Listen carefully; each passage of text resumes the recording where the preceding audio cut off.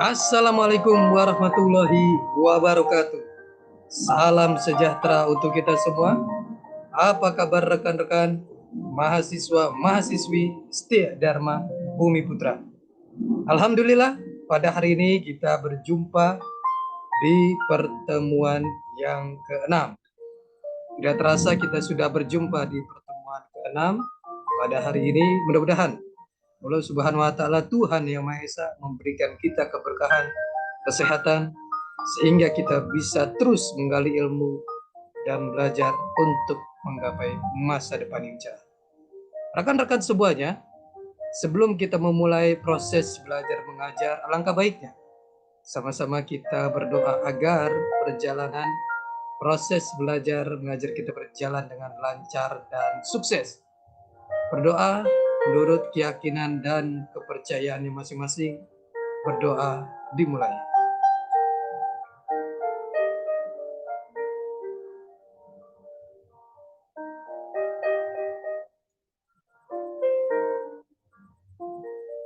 Selesai. Rekan-rekan semuanya, pada hari ini kita akan membahas tema yang sangat menarik. Mohon izin saya share materi pada hari ini. Pada hari ini kita akan membahas mengenai pelatihan dan pengembangan karyawan. Ini adalah tema yang sangat menarik sekali. Mari kita bahas satu persatu. Definisi pelatihan.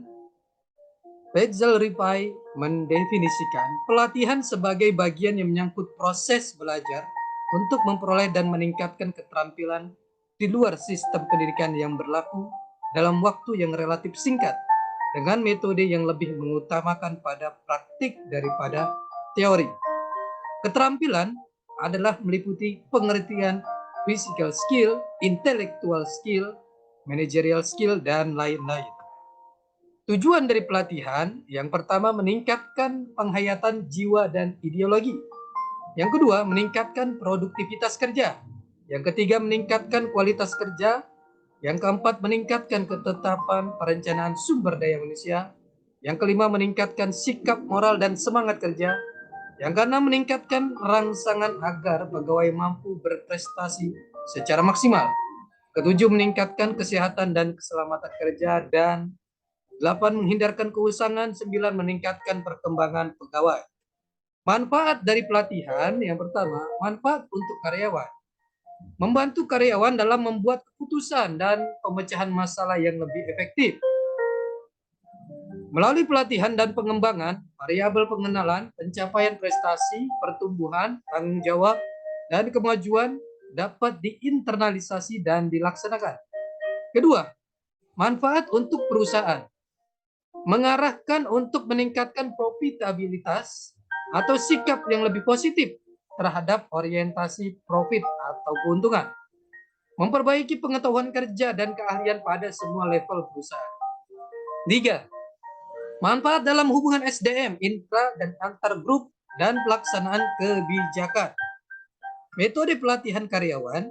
Yang pertama, on the job training, yaitu metode pelatihan yang dilaksanakan di tempat kerja sebenarnya dan dilakukan sambil bekerja. Jenisnya yaitu rotation of assignment, coaching and counseling, apprenticeship, training, dan demonstration and example. Yang kedua, of the job training adalah pelatihan yang dilaksanakan di tempat kerja terpisah atau di luar tempat kerja dan di luar waktu kerja reguler. Jenisnya yaitu simulation dan presentation information. Proses pelatihan karyawan. 1. Analisis kebutuhan pelatihan. 2. Desain program pelatihan keseluruhan. Ketiga, mengembangkan program. Keempat, mengimplementasikan pelatihan. Kelima, evaluasi efektivitas tersebut. Definisi pengembangan karyawan. Pengembangan sumber daya manusia merupakan kegiatan yang harus dilaksanakan organisasi agar pengetahuan atau knowledge, kemampuan, ability, keterampilan, skill mereka sesuai dengan tuntutan pekerjaan yang mereka lakukan.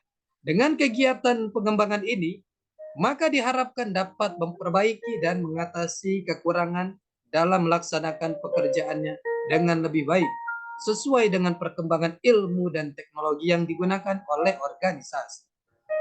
Tujuan dari pengembangan itu sendiri, tujuan pengembangan pegawai atau sumber daya manusia adalah untuk memperbaiki efektivitas kerja karyawan dalam mencapai hasil-hasil kerja yang telah ditetapkan. Selanjutnya kita membahas tentang manfaat pengembangan. Yang pertama, menaikkan rasa puas pegawai. Kedua, pengurangan pemborosan. Ketiga, mengurangi ketidakhadiran dan turnover dari pegawai. Keempat, memperbaiki metode dan sistem bekerja. Kelima, menaikkan tingkat penghasilan karena mengurangi biaya-biaya lembur. Ketujuh, mengurangi biaya pemeliharaan mesin-mesin. Delapan, mengurangi keluhan-keluhan pegawai. Kesembilan, mengurangi kecelakaan-kecelakaan. Ke-10, memperbaiki komunikasi. 11, meningkatkan pengetahuan serbaguna pegawai. 12, memperbaiki moral pegawai. 13, menimbulkan kerjasama yang lebih baik. Adapun komponen-komponen pelatihan pengembangan. 1. Tujuan dan sasaran pelatihan serta pengembangan harus jelas dan dapat diukur. Hal ini perlu agar sumber daya manusia tahu kompetensi apa yang harus dicapai setelah mengikuti pelatihan yang dilakukan oleh organisasi atau perusahaan. Kedua, para pelatih harus memiliki kualifikasi yang memadai. Hal ini perlu agar sumber daya manusia bisa memahami materi latihan.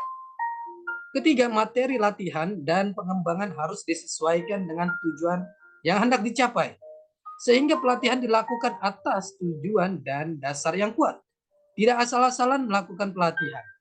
Keempat, metode pelatihan dan pengembangan harus sesuai dengan tingkat kemampuan sumber daya manusia, sehingga sumber daya manusia tersebut bisa menyerap materi yang diberikan oleh pelatih.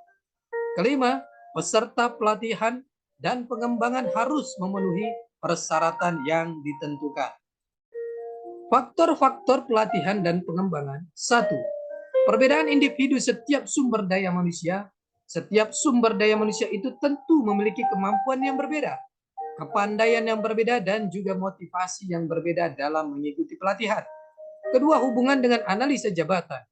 Materi dan metode pelatihan yang dilakukan harus berguna bagi sumber daya manusia tersebut agar pelatihan yang diterima bisa menunjang pekerjaan yang dilakukan.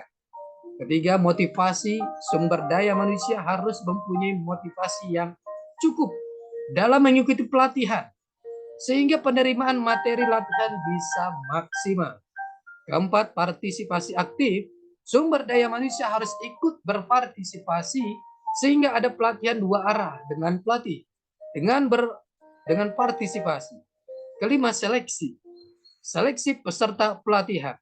Tentu tak semua sumber daya manusia bisa mengikuti program pelatihan. Harus ada seleksi sumber daya manusia.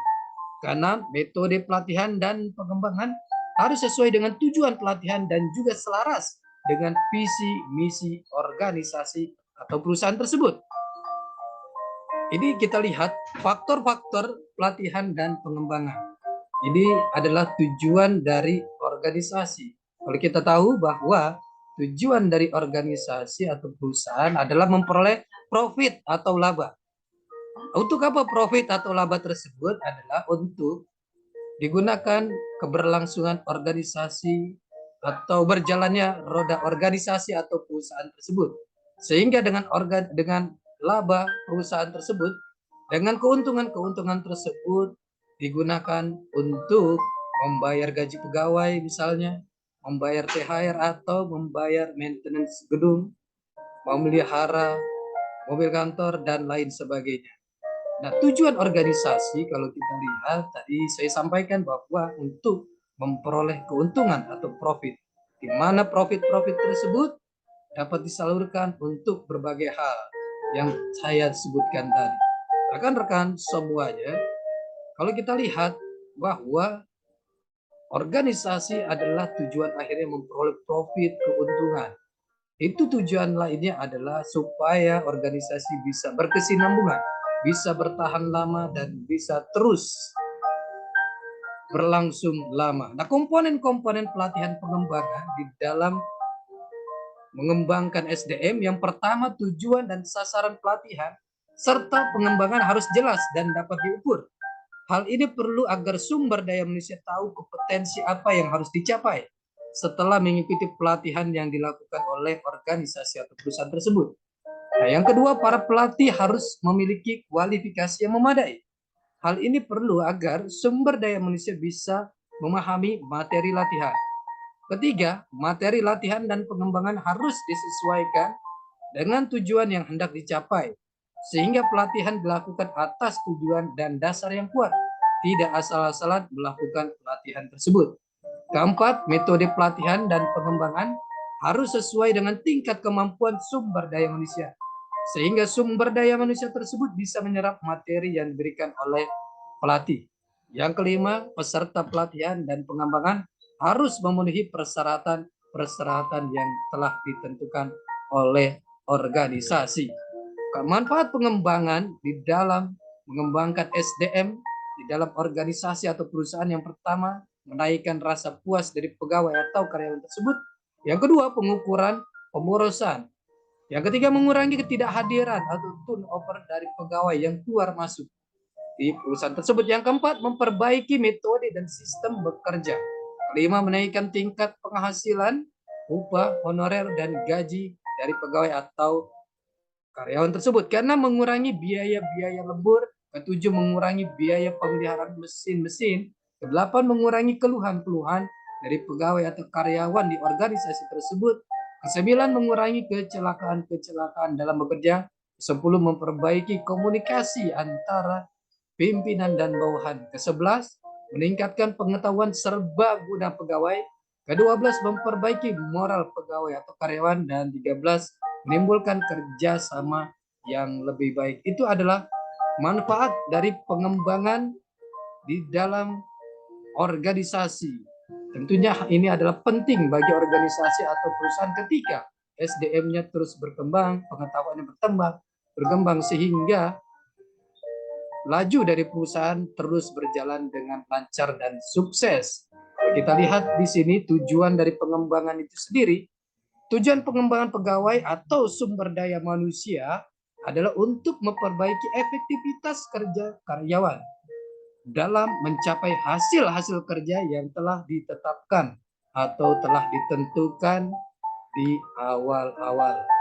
Rekan-rekan semua, ini adalah pertemuan kita yang ke-6. Kita akan berjumpa kembali di pertemuan selanjutnya.